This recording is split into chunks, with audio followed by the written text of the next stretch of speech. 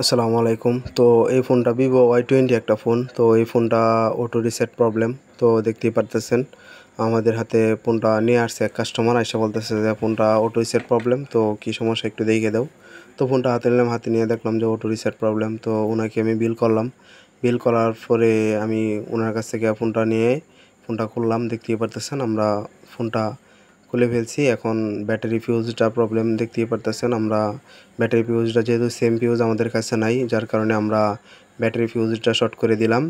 দেখতেই পারতেছেন আলহামদুলিল্লাহ আমাদের কাজটা হয়ে গেছে। তো সব কিছু গ্রেট কাজ করতেছে।